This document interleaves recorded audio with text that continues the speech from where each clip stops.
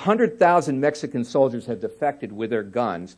I mean, if a criminal happens to be coming to the United States and trying to buy a gun, it's already illegal on both sides of the border. They ought to be prosecuted. But all this stuff about these cartels is just BS.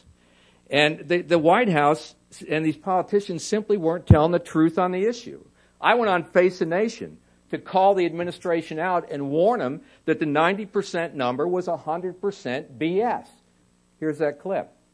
You know what they're trying to do right now? They're trying to piggyback this whole phony issue on the back of the tragedy in Mexico. I challenge the President of the United States and the media to prove that 90% of the guns used by the drug cartels are being smuggled. It may not be 90%. That certainly has been put in question. But there's certainly plenty of these guns are coming across the border. You know, the only people that have ever put up their hand in the air and testified under oath on this is BATF 2 weeks ago in Congress. And let me tell you what they said. I'm not sure where those institutes get these numbers. The investigations that we have. Number, right. Exactly. Right. In the 2000 nobody is today, claiming the 90% number. You know, when people used to talk about politicians, it was almost like you're watching Jay Leno and you're joking around. They go, those politicians, you know, we never kind of expected them to tell the truth anyway. And people would kind of laugh. I think now in this country it's become something much more sinister and cynical. I really believed all too often it's a combination of political dishonesty to advance an agenda, media dishonesty to advance an agenda. I mean, politicians lie, and then a lot of the old guard media simply goes out and swears to the lie without even questioning it. They're linking together, they're feeding off each other, and I believe it's having a destructive effect on our entire system of governance in this country. The only good news is the lies eventually crash and burn. And I believe all over this country, the American public is increasingly noticing it, and they're increasingly fighting back. Let me talk about President Clinton and how I believe he paid the price for some of that dishonesty. He thought he'd found a winning gimmick in gun control during his presidency. He tried to terrorize Americans about this so-called assault weapons issue. He wanted Americans, and they all said it, and the media reported it, that they were machine guns. And the media, they went out and swore to it. The truth was the guns President Clinton wanted to ban were no different from any gun he didn't want to ban. They weren't machine guns. They couldn't spray bullets. They weren't military weapons. They weren't more powerful. In fact, they were less powerful than most hunting rifles. And they weren't used in crime more than any other firearm. In fact, they were used a lot less. I mean, what we saw coming out of the media and coming out of that administration at that time was lie after lie after lie. But by repeating them over and over and over again, they ended up getting Congress to hammer that law into law, to pass the whole issue into law, when they passed the so-called assault weapons ban back in '94. Well, it turned out politically, Mr. Clinton's crime bill, as they called it, was a crime, but it turned out to be one especially for members of his own party at that time. The American people didn't want his gun bans. They saw them for the fraud that they were. So 2 months later, on Election Day, they kicked Bill Clinton's party out of Congress, pulled the plug on 40 years of Democratic rule, and they sent the first House Speaker packing since before the Civil War. Now, we're neither Democrat nor Republican. We defend the Second Amendment. I remember going in and meeting with Tom Foley, who I'd worked with for years, with Jack Brooks, chairman of the Judiciary Committee, who I'd worked for years, and I kept saying, don't do it. Don't let him talk you into this vote. It's not true what he's saying about these guns. You know it's not true what he's saying about these guns. He's going to get you out on a plank. Don't let him do it. And they said to me, Wayne, you know, look, he's our president, and we're in positions where we have to cast a vote for this stuff. And that's what they did. So they left the truth behind, and they walked out on that plank. And on Election Day, the voters came behind him in that '94 election, and they cut it off with a chainsaw. Even Bill Clinton admitted later that the NRA at that time was the reason the Republicans won all those seats in the House. Yet, did they learn anything? 4 years later, with Monica making headlines, President Clinton ran back to gun control like a gullible old ex-girlfriend. But then the truth came out.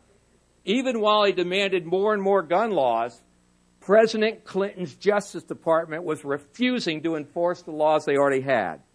Here's what our former president, Charlton Heston, had to say back then about that. Here's the Does tape it of bother Charlton you Heston. that when someone commits a crime with a gun, Mr. Clinton pops up on TV with another gun law? Especially when his administration barely enforces the gun laws we have now. Under Bill Clinton, federal gun prosecutions are half of what they used to be. Laws don't make you safe. Enforcement does. Mr. Clinton, when what you say is wrong, that's a mistake. When you know it's wrong, that's a lie. Remember? President Clinton liked that about as much as a deposition. So what he did is he tried to change the subject, demonize his critics, frighten the American people, and attack the big, bad NRA. Please watch. We have a higher percentage of people in jail than all the other advanced countries, and they have a lower gun death rate. Why is that? That's because they don't have an NRA in their country. They're basically against anything that requires anybody to do anything as a member of society that helps to make us safer. But while he wagged his finger and he scowled, the truth is people in this country were dying as a direct result of his Justice Department refusing to prosecute drug dealers with guns, gang members with guns, and violent felons with guns. And finally, the NRA had had enough. I mean, I've come to believe he needs a certain level of violence in this country. He's willing to accept a certain level of killing to further his political agenda. And the vice president, too. I mean, how else can you explain this dishonesty we get out of the administration?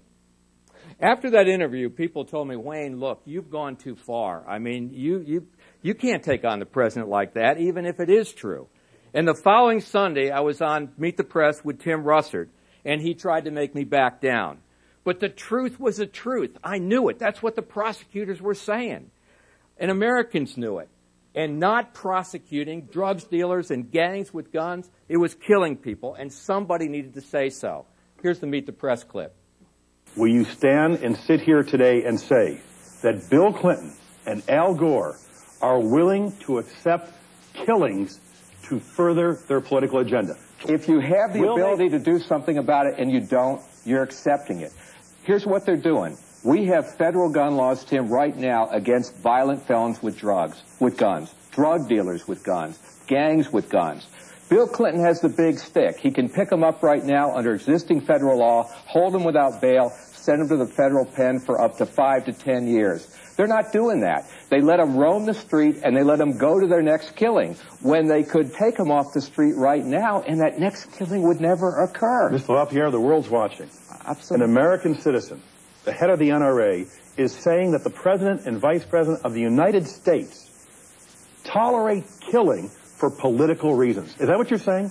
All I'm saying, is that what you're saying? I need a good answer from them as to why they won't prosecute. But are you saying they tolerate killing for political purposes? The effect of their policy by not taking the drug dealer with a gun, the violent felon with a gun, and the gang member with a gun off the street is somebody later gets killed. If they would pick them up under the existing federal law that they have right now on the books and throw them in the federal penitentiary, they would save lives. We did it in Richmond, Virginia. You know what happened? We cut the murder rate in Richmond, Virginia by 50%. That's the only program that's done that anywhere. You will not apologize for your comments? No. You stand by your comments? I stand by the fact that they're not enforcing the law. You stand by your comments? It's not an issue of Wayne's rhetoric. Why can't you say yes or no? Because you guys in the media want this to be Wayne's rhetoric versus the White House. So? And what it ought to be is on the lack of prosecutions out of this administration. We here at Meet the Press want to hold you accountable for your comments. Do you stand by your comments? I stand by my comments that if this administration would enforce the federal law, they'd save lives, and they're not doing it, while they call for a lot more laws.